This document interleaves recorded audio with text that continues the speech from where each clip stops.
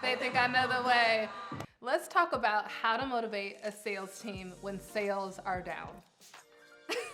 Inevitably in business, there are highs and lows, right? So we are always praising the times when revenue is up, sales are high, everyone's celebrating, but there are going to be seasons in a business where sales are stagnant or declining, and you still need to be able to motivate your sales team. Those are actually the most critical times to motivate your sales team.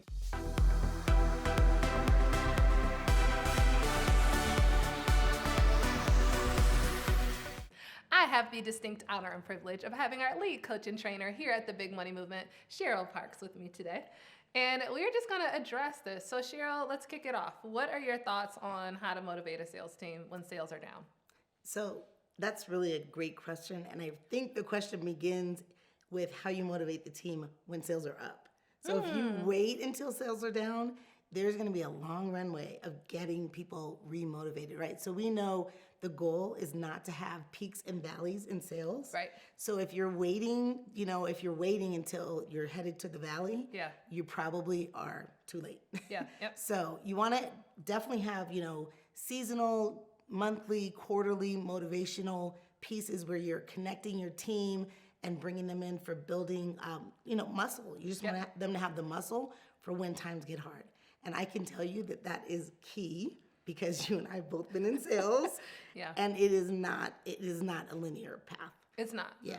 So just in terms of, I think about, if you're in sales and or you're managing a sales team, like what are some of the things you can say or do to get your team to come together? I think for me, like when I think about, so I worked at Humana, I was a field sales representative for a time. And, at that time when I sold Medicare products, open enrollment was the time when sales are up. Like there's a period of 3 months where everyone could change their provider, change their health insurance. So it was just like a cash cow for most sales representatives. But then during the other 9 months of the year, you had to have a special election period. So someone had to just age into being 65, or they had to have moved, or something special had to happen in order for me to be able to sell them a solution. Right. And I'll never forget, there was a season in that period, the lull of the 9 months of not hitting my sales quota. And I remember meeting with my manager, Chris, at the time.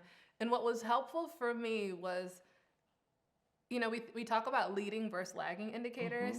Instead of, throwing in my face, Liz, you're not hitting your numbers, it was more of a conversation of, what are you doing?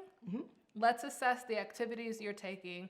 What's working for you right now? And at the time, we had partnerships with the YMCA. So I would do special events at the YMCA for seniors. Yes. And so when I would do those would create good opportunities. So he's like, well, let's double down on what's working well. And then he strategically went through, what are you spending your time doing?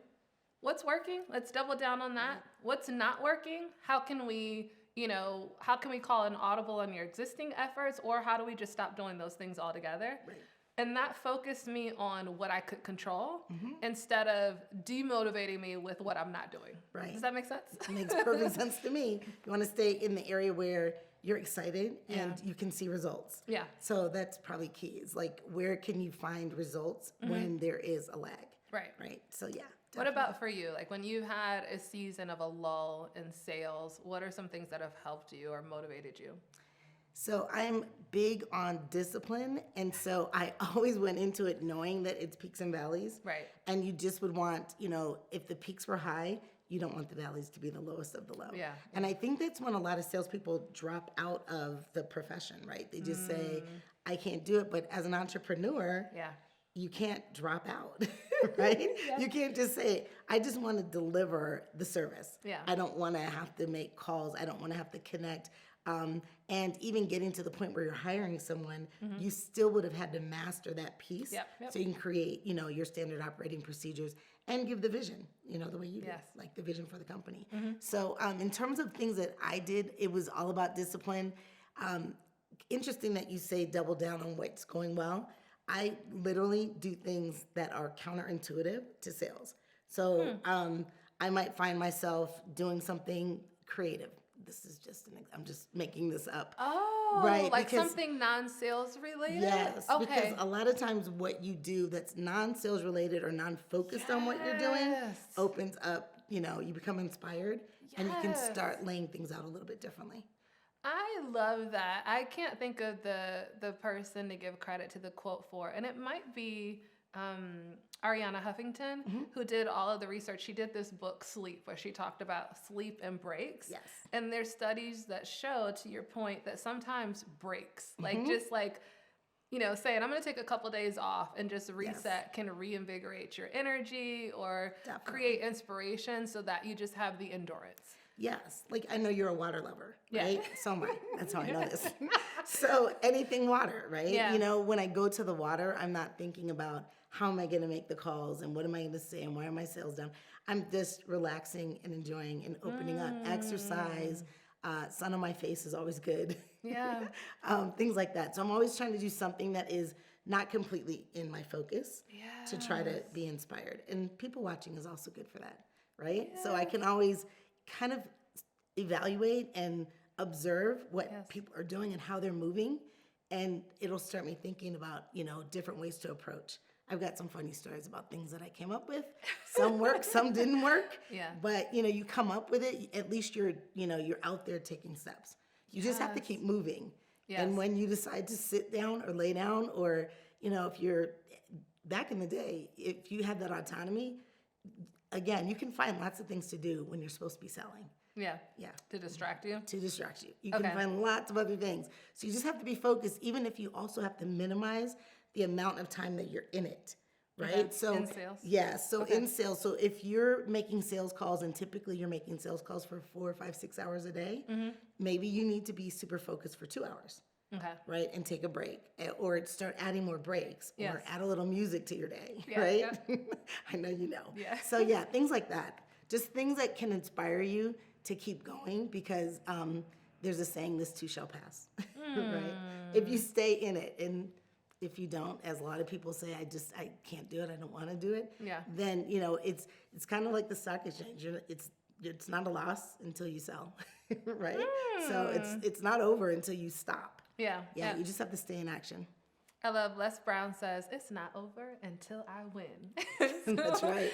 So I like that. So looking at strategies, focusing on what you can double down, possibly giving yourself a break so you can reinvigorate and draw from other inspiration. So maybe a break is tapping into whatever just refuels you, whether it's water or talking to others.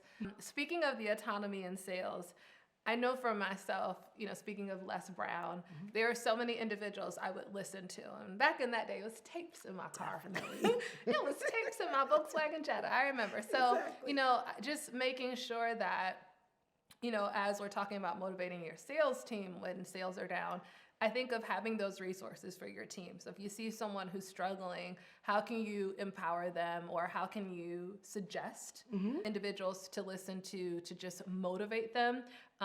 I know for myself, I love Les Brown, E.T., the hip hop preacher, I think is what he calls himself. E.T. Thomas, Eric Thomas is someone that I love for inspiration. There's the Zig Ziglars, the Brian Tracys. So maybe creating or providing those resources to your team. There are lots of tons of things. So you can even, and I've mentioned this to people before, you can record your affirmations on your device and listen to them in your ear. Sometimes when I was first starting out as an entrepreneur, I would listen to my voice telling me what I was going to do and what it was going to look like and what the destination was in my ear every day, every morning, things like that. There's, lots of different ways for people to be inspired. So pick one or two and just do it, because the more you sit and think about the fact that you're not selling, the sales aren't coming in, the more you get in your own head, and then it just kind of simmers. So you just have to keep staying in action. Be disciplined about being in action. Imperfect action is okay. Amidst it all, as a sales leader or entrepreneur, I love that we talked about the seasons. There are just going to be seasons where potentially sales are down, but it's all about planting the seeds for the harvest in the next season. So amidst it all, find ways to stay inspired, look at strategic solutions and tactics, ensure that you're inspiring your team and giving them breaks, but at the end of the day, this too shall pass.